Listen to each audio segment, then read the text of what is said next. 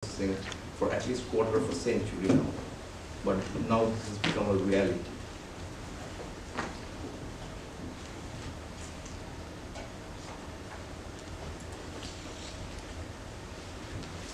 Carl Benz has invented the automobile back in 1885, but the true automobile to reach the consumer market has taken 30 plus years, with the contrarians predicting that going at a speed 15 kilometers per hour will be detrimental to human health. And today in the 21st century, we expect in the interconnected world the fintech revolution will take a lot less time to reach the market, and we are seeing the effect now. Saying that, there are huge risks which goes in with the advanced computing system in an interconnected world. Any shockwave is much easier to spread across the globe. A software malfunction can cost an unimaginable amount of money in a tightly coupled world. I have worked as a software development manager in a big investment bank, but my team developed an auto trading software. My partner in financial trading, he was quite bored with the routine of coming just before 8 a.m. and then watching the market carefully. So in the day two after launch of the software, he has decided to go for a cigarette at 8 a.m. On that particular day, the index composition was wrong, and we lost about £2 million in less than 2 days in the financial trading in the opening market. Everybody knows the story of the Knights Capital. There's a software bug, and in one day that has sent actual shockwaves through to the financial market. So there's a huge risk. People are living in the interconnected world. A problem in Japan will spread through Europe quite quickly, and it will go beyond. So if you look at today, we are more automated, more interconnected. So IT security and fraud risk is another one which comes to the front. Now a hacker, if he can hack a bank system, then he has got access to the amount of money what no bank robber could imagine in their past.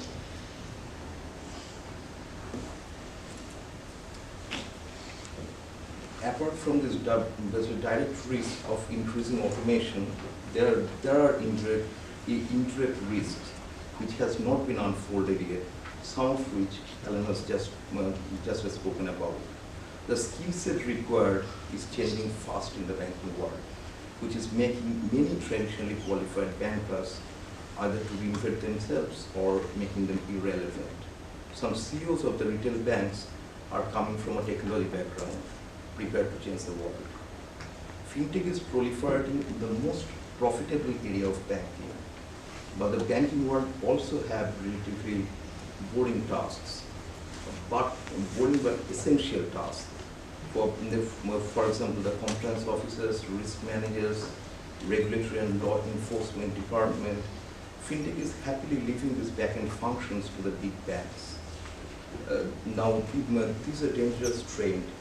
There's a chance that the uneven competition can actually start the dangerous trend of race to the bottom, which will pose a huge systemic risk in the financial world.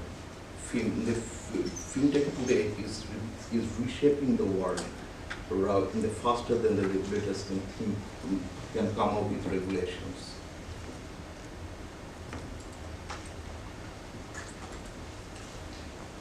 Now it comes to the trust. The core of banking and financial industry is trust. What we looked before in the past, it's a local trust. You actually go to a local banker knows you, knows your forefather, gives you money. Then you move to a different world, which is institutional. You only trust a big institution, and the big institutions know everything about you. Now we are going into another revolution. We've got a distributed trust. Everybody trusts every other person. We are seeing the example in the crowdfunding, in TransferWise, which is a peer-to-peer FX conversion in this outside of banking system. Now somebody told me that comments are more important than commerce. So we are moving into this world of distributed computing. There are certain risks, but due to the risk, we sometimes hear not so nice stories of exploitation. And I'll end this presentation with my imagination of future. And this from Sixth Sense, which is a new technology developed. So we might go into this sixth world, you never know. And the writing in the bottom says, what the Scandinavian people say, no weather is a bad weather, only bad clothes. Nice.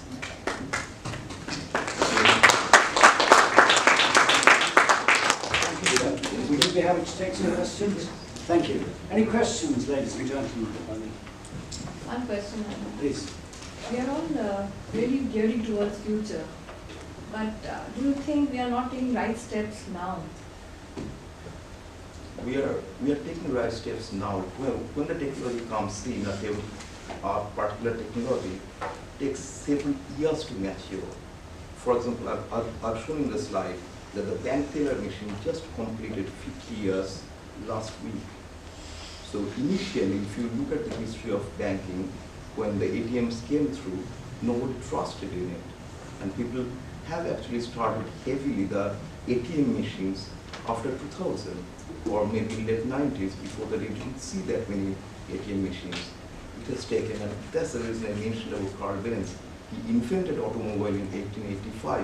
It has taken 30 plus years to come to the market. So when a new thing comes in, there's a problem with trust. People don't believe it. Once many people start believing it, then it becomes reality. And we are hoping that with the interconnected world, the trust will come sooner than later. And then we come to a point of governing the thing. The governance is still a question which is evolving, and we see the failures everywhere. Thank you. So in the morning, one speaker told that 2 billion people worldwide do not come under the banking fold. How does technology will address that issue? This is the interesting thing. This is where the trust movement is coming through. So in an institutional trust, if you go to a big institution, they don't believe in it because you have got too little money to give to them. So you move from local trust to institutional trust. So in the institutional trust, there's no inclusion. I'm a big bank, I'm RBS, I'm JP Morgan. I don't believe you, you're my £5 customer. But when it comes to distributed trust, you have got representation from all the society. So probably you are more included, and that's how it's going on. But the problem here is, you get the honest people, you also get dishonest people at the same time in the distribution chain. When it comes through, the poor becomes poorer because their money is stolen, taken away from them illegally. Could we have one final question? Thank you. Lovely presentation, but just a bit. You did not mention about the negative impact and the disadvantages of the recent changes with technology. As a profession, I'm a banker. If I talk about the recent changes that our era has seen with regards to technology, there's been, if I talk about the banking in the UK, a lot of high street branches have shut down, which you rightly mentioned. Loads of branches have become micro branches, where it's more of machines replacing humans. It's given a lot of negative impact for society, wherein there's been more and more cases of terrorist financing, money laundering, scams, etc. Wherein we have a section of a society, people like you and me, the youth, we are really tech savvy. For us, the digitalization, mobile banking, internet banking, perfect. But for people, let's say the elderly population of society, it's all a big problem because they prefer the human touch. They like the traditional approach of banking, and with the changes in the technology, they're suffering with regards to recent cases of scams and frauds, etc. Phishing as well. Exactly, phishing as well. There's a problem we are facing. I've visited a bank branch in India, which was not so nice experience because my dad banks in there, and he prefers to go to the branch and talk to the manager, have his tea, and then withdraw the money. But somebody need to pay for it. The thing what technology is doing is making the banking services cheaper. And when you have a cheaper service, when you cannot pay for the branches, then probably you cannot get it. So you cannot get both the worlds at the same time. The reason why technology is coming in, they're showing you that technically you can actually do it in a much cheaper price. You pay a higher price to get better services in there. Right. So the problem here is as I mentioned in one of the slides, it's a question of retraining. So even the bank consumers, they're less affected. The most affected are the people who are working in the banking industry, like you and me. So we might get outdated at any time. The robots, chatbots, autobots, they'll actually replace us. Now we need lots of people to basically retrain, change their focus, and there are many people who cannot be retrained. They are taking retirement, they are doing something else. In my 20 years of banking, I've seen lots of this scenario, and that's a real threat. Not for the consumer in that much, it's more a threat for the people who are specialized in banking. Like in this slide, I didn't go through the slide completely.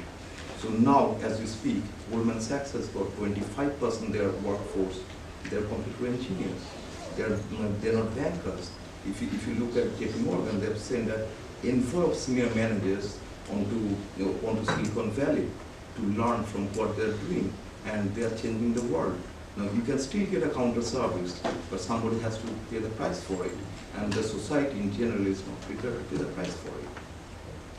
Thank you very much. You've certainly laid out some of the challenges that are there, but it's interesting how much what we were hearing from Professor Parkinson very much dovetails with much that you've shared with us this afternoon. Thank you very much indeed, sir. The final presentation of this session I'm just going to set up my takes as its focus cyber attacks, something that has enormous relevance to every one of us, bearing in mind the ability to impact on our lives. There is almost no aspect of our lives these days